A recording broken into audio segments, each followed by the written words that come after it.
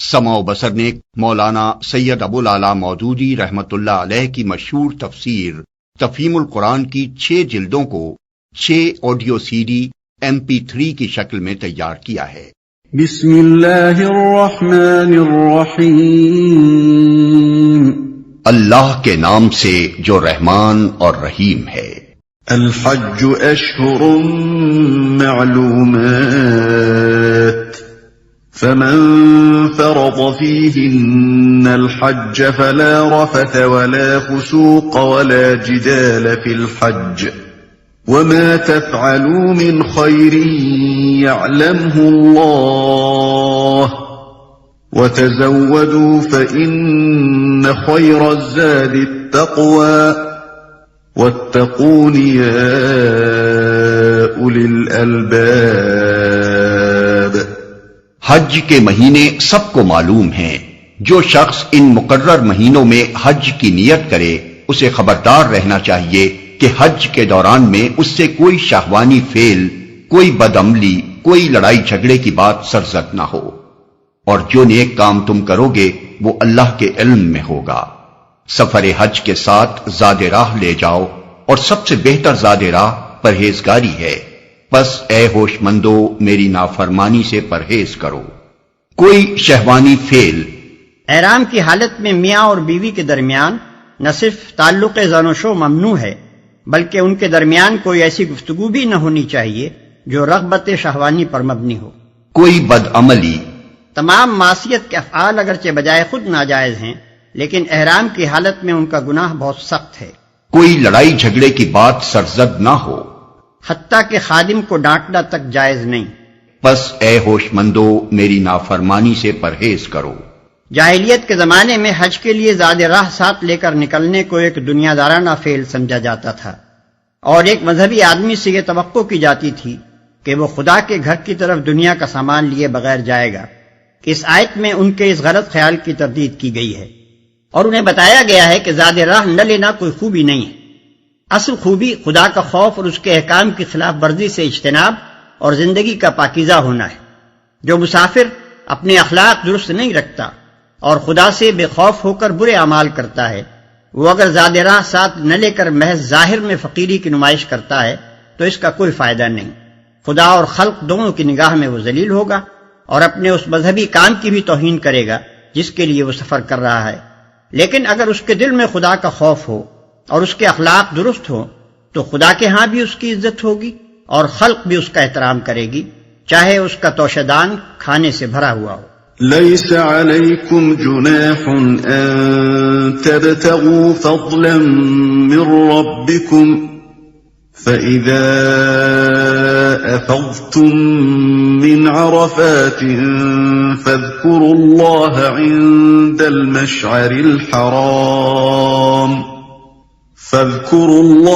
عند المشعر الحرام واذكروه كما هداكم وإن كنتم من قبله لمن الضالين۔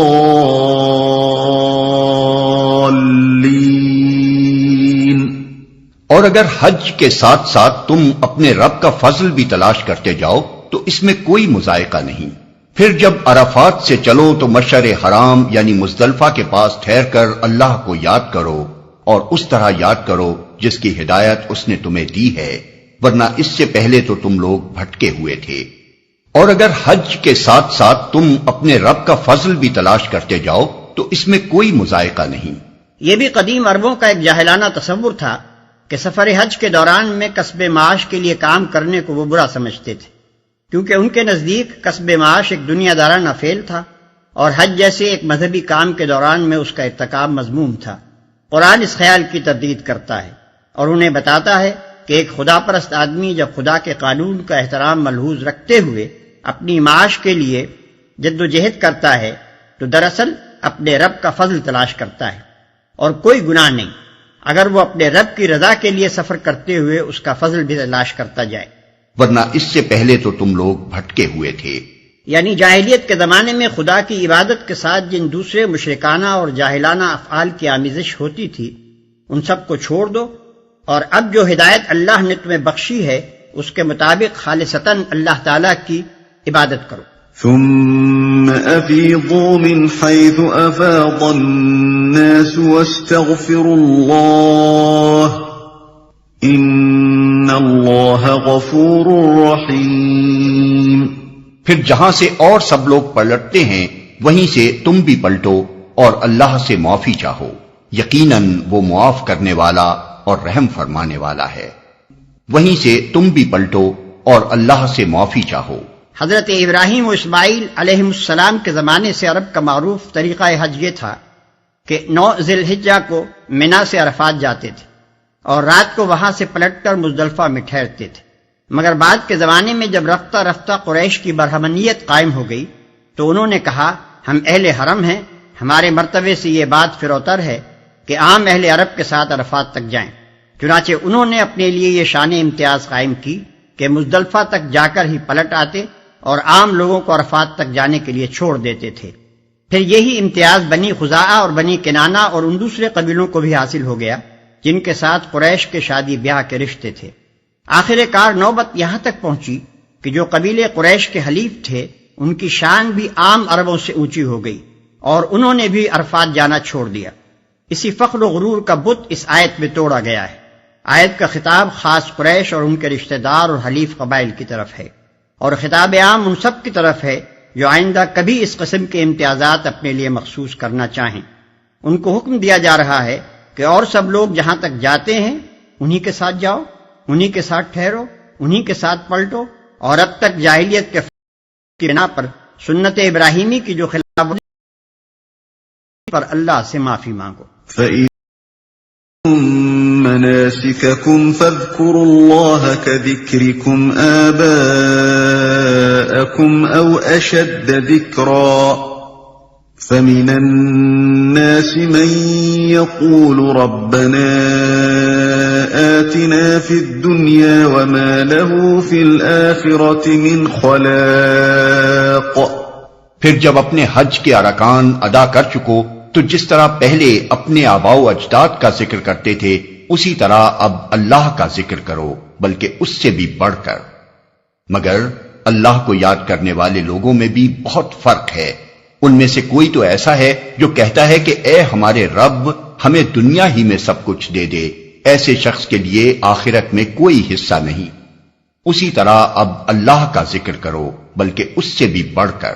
اہل عرب حج سے فارغ ہو کر مینا میں جلسے کرتے تھے جن میں ہر قبیلے کے لوگ اپنے باپ دادا کے کارنامے فخر کے ساتھ بیان کرتے اور اپنی بڑائی کی ڈینگیں مارتے تھے۔ اس پر فرمایا جا رہا ہے کہ ان جاہلانہ باتوں کو چھوڑو، پہلے جو وقت فضولیات میں صرف کرتے تھے اب اسے اللہ کی یاد اور اس کے ذکر میں صرف کرو۔ اس ذکر سے مراد زمانہ قیام منا کا ذکر ہے۔ وَمِنْهُمْ مَنْ يَقُولُ رَبَّنَا آتِنَا فِي الدُّنْيَا حَسَنَةً وَفِي الْآخِرَةِ حَسَنَةً وَقِنَا عَذَابَ النَّارِ۔ اور کوئی کہتا ہے کہ اے ہمارے رب ہمیں دنیا میں بھی بھلائی دے اور آخرت میں بھی بھلائی، اور آگ کے عذاب سے ہمیں بچا۔ أولئك لهم نصيب مما كسبوا والله سريع الحساب۔ ایسے لوگ اپنی کمائی کے مطابق دونوں جگہ حصہ پائیں گے اور اللہ کو حساب چکاتے کچھ دیر نہیں لگتی۔ واذكروا الله في أيام معدودات فمن تعجل في يومين فلا إثم عليه ومن تأخر فلا إثم عليه لمن اتقى واتقوا الله واعلموا أنكم إليه تحشرون۔ یہ گنتی کے چند روز ہیں جو تمہیں اللہ کی یاد میں بسر کرنے چاہیے، پھر جو کوئی جلدی کر کے 2 ہی دن میں واپس ہو گیا تو کوئی حرج نہیں، اور جو کچھ دیر زیادہ ٹھہر کر پلٹا تو بھی کوئی حرج نہیں، بشرطے کہ یہ دن اس نے تقوی کے ساتھ بسر کیے ہوں۔ اللہ کی نافرمانی سے بچو اور خوب جان رکھو کہ ایک روز اس کے حضور میں تمہاری پیشی ہونے والی ہے، اور جو کچھ دیر زیادہ ٹھہر کر پلٹا تو بھی کوئی حرج نہیں۔ یعنی ایام تشریق میں منا سے مکے کی طرف واپسی خواہ 12 ذی الحجہ کو ہو یا 13ویں تاریخ کو، دونوں صورتوں میں کوئی حرج نہیں۔ اصل اہمیت اس کی نہیں کہ تم ٹھہرے کتنے دن، بلکہ اس کی ہے کہ جتنے دن بھی ٹھہرے ان میں خدا کے ساتھ تمہارے تعلق کا کیا حال رہا، خدا کا ذکر کرتے رہے یا میلوں ٹھیلوں میں لگے رہے۔ وَمِنَ النَّاسِ مَن يُعْجِبُكَ قَوْلُهُ فِي الْحَيَاةِ الدُّنْيَا وَيُشْهِدُ اللَّهَ عَلَى مَا فِي قَلْبِهِ وَهُوَ أَلَدُّ الْخِصَامِ۔ انسانوں میں کوئی تو ایسا ہے جس کی باتیں دنیا کی زندگی میں تمہیں بہت بھلی معلوم ہوتی ہیں، اور اپنی نیک نیتی پر وہ بار بار خدا کو گواہ ٹھہراتا ہے، مگر حقیقت میں وہ بدترین دشمن حق ہوتا ہے، اور اپنی نیک نیتی پر وہ بار بار خدا کو گواہ ٹھہراتا ہے۔ یعنی کہتا ہے خدا شاہد ہے کہ میں محض طالب خیر ہوں، اپنی ذاتی غرض کے لیے نہیں بلکہ صرف حق اور صداقت کے لیے یا لوگوں کی بھلائی کے لیے کام کر رہا ہوں، مگر حقیقت میں وہ بدترین دشمن حق ہوتا ہے۔ الد الخصام کے معنی ہیں وہ دشمن جو تمام دشمنوں سے زیادہ ٹیڑھا ہو، یعنی جو حق کی مخالفت میں ہر ممکن حربے سے کام لے، کسی جھوٹ، کسی بے ایمانی، کسی غدر و بدعہدی اور کسی ٹیڑھی سے ٹیڑھی چال کو بھی استعمال کرنے میں تامل نہ کرے۔ وَإِذَا تَوَلَّى سَعَى فِي الْأَرْضِ لِيُفْسِدَ فِيهَا وَيُهْلِكَ الْحَرْثَ وَالنَّسْلَ وَاللَّهُ لَا يُحِبُّ الْفَسَادَ۔ جب اسے اقتدار حاصل ہو جاتا ہے تو زمین میں اس کی ساری دوڑ دھوپ اس لیے ہوتی ہے کہ فساد پھیلائے، کھیتوں کو غارت کرے اور نسل انسانی کو تباہ کرے، حالانکہ اللہ جسے وہ گواہ بنا رہا تھا فساد کو ہرگز پسند نہیں کرتا۔ جب اسے اقتدار حاصل ہو جاتا ہے، اذا تولا کے دو مطلب ہو سکتے ہیں، ایک وہ جو ہم نے متن میں اختیار کیا ہے، اور دوسرا مطلب یہ بھی نکلتا ہے کہ یہ مزے مزے کی دل لبھانے والی باتیں بنا کر جب وہ پلٹتا ہے تو عملاً یہ کرتوت کر دکھاتا ہے۔ وَإِذَا قِيلَ لَهُ اتَّقِ اللَّهَ أَخَذَتْهُ الْعِزَّةُ بِالْإِثْمِ فَحَسْبُهُ جَهَنَّمُ وَلَبِئْسَ الْمِهَادُ۔ اور جب اس سے کہا جاتا ہے کہ اللہ سے ڈر تو اپنے وقار کا خیال اس کو گناہ پر جما دیتا ہے، ایسے شخص کے لیے تو بس جہنم ہی کافی ہے، اور وہ بہت برا ٹھکانہ ہے۔ وَمِنَ النَّاسِ مَن يَشْرِي نَفْسَهُ ابْتِغَاءَ مَرْضَاتِ اللَّهِ وَاللَّهُ رَءُوفٌ بِالْعِبَادِ۔ دوسری طرف انسانوں ہی میں کوئی ایسا بھی ہے جو رضائے الہی کی طلب میں اپنی جان کھپا دیتا ہے، اور ایسے بندوں پر اللہ بہت مہربان ہے۔ يا أيها الذين آمنوا ادخلوا في السلم كافة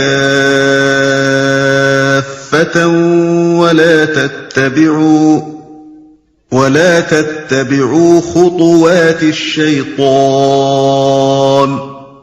إنه لكم عدو مبين۔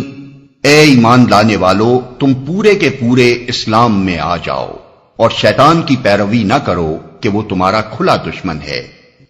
اے ایمان لانے والو، تم پورے کے پورے اسلام میں آ جاؤ، یعنی کسی استثناء اور تحفظ کے بغیر اپنی پوری زندگی کو اسلام کے تحت لے آؤ۔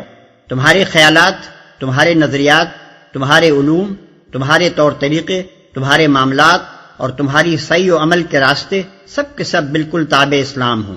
ایسا نہ ہو کہ تم اپنی زندگی کو مختلف حصوں میں تقسیم کر کے بعض حصوں میں اسلام کی پیروی کرو اور بعض حصوں کو اس کی پیروی سے مستثنا کر لو۔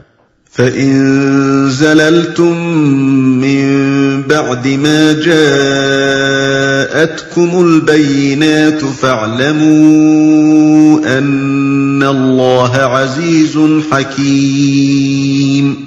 جو صاف صاف ہدایات تمہارے پاس آ چکی ہیں، اگر ان کو پا لینے کے بعد پھر تم نے لغزش کھائی تو خوب جان رکھو کہ اللہ سب پر غالب اور حکیم و دانا ہے۔ یعنی وہ زبردست طاقت بھی رکھتا ہے اور یہ بھی جانتا ہے کہ اپنے مجرموں کو سزا کس طرح دے۔ هل ينظرون إلا أن يأتيهم الله في ظلل من الغمام والملائكة وقضي الأمر وإلى الله ترجع الأمور۔ ان ساری نصیحتوں اور ہدایتوں کے بعد بھی لوگ سیدھے نہ ہوں تو کیا اب وہ اس کے منتظر ہیں کہ اللہ بادلوں کا چتر لگائے، فرشتوں کے پرے ساتھ لیے خود سامنے آ موجود ہو اور فیصلہ ہی کر ڈالا جائے؟ آخر کار سارے معاملات پیش تو اللہ ہی کے حضور ہونے والے ہیں، اور فیصلہ ہی کر ڈالا جائے۔ یہ الفاظ قابل غور ہیں، ان سے ایک اہم حقیقت پر روشنی پڑتی ہے۔ اس دنیا میں انسان کی ساری آزمائش صرف اس بات کی ہے کہ وہ حقیقت کو دیکھے بغیر مانتا ہے یا نہیں، اور ماننے کے بعد اتنی اخلاقی طاقت رکھتا ہے یا نہیں کہ نافرمانی کا اختیار رکھنے کے باوجود فرما برداری اختیار کرے۔ چنانچہ اللہ تعالیٰ نے انبیاء کی بعثت میں، کتابوں کی تنزیل میں، حتیٰ کہ معجزات تک میں عقل کے امتحان اور اخلاقی قوت کی آزمائش کا ضرور لحاظ رکھا ہے، اور کبھی حقیقت کو اس طرح بے پردہ نہیں کر دیا ہے کہ آدمی کے لیے مانے بغیر چارہ نہ رہے، کیونکہ اس کے بعد تو آزمائش بالکل بے معنی ہو جاتی ہے اور امتحان میں کامیابی و ناکامی کا کوئی مفہوم ہی باقی نہیں رہتا۔ اسی بنا پر یہاں فرمایا جا رہا ہے کہ اس وقت کا انتظار نہ کرو جب اللہ اور اس کی سلطنت کے کارکن فرشتے خود سامنے آ جائیں گے، کیونکہ پھر تو فیصلہ ہی کر ڈالا جائے گا۔ ایمان لانے اور اطاعت میں سر جھکا دینے کی ساری قدر و قیمت اسی وقت تک ہے جب تک کہ حقیقت تمہارے حواس سے پوشیدہ ہے اور تم محض دلیل سے اس کو تسلیم کر کے اپنی دانشمندی کا اور محض فہمائش سے اس کی پیروی و اطاعت اختیار کر کے اپنی اخلاقی طاقت کا ثبوت دیتے ہو۔ ورنہ جب حقیقت بے نقاب سامنے آ جائے اور تم بچشم سر دیکھ لو کہ یہ خدا اپنے تخت جلال پر متمکن ہے اور یہ ساری کائنات کی سلطنت اس کے فرمان پر چل رہی ہے اور یہ فرشتے زمین و آسمان کے انتظام میں لگے ہوئے ہیں اور یہ تمہاری ہستی اس کے قبضہ قدرت میں پوری بے بسی کے ساتھ جکڑی ہوئی ہے، اس وقت تم ایمان لائے اور اطاعت پر آمادہ ہوئے تو اس ایمان اور اطاعت کی قیمت ہی کیا ہے؟ اس وقت تو کوئی کٹے سے کٹا کافر اور بدتر سے بدتر مجرم و فاجر بھی انکار و نافرمانی کی جرت نہیں کر سکتا۔ ایمان لانے اور اطاعت قبول کرنے کی مہلت بس اسی وقت تک ہے جب تک کہ پردہ کشائی کی وہ ساتھ نہیں آتی۔ جب وہ ساتھ آ گئی تو پھر نہ مہلت ہے نہ آزمائش، بلکہ وہ فیصلے کا وقت ہے۔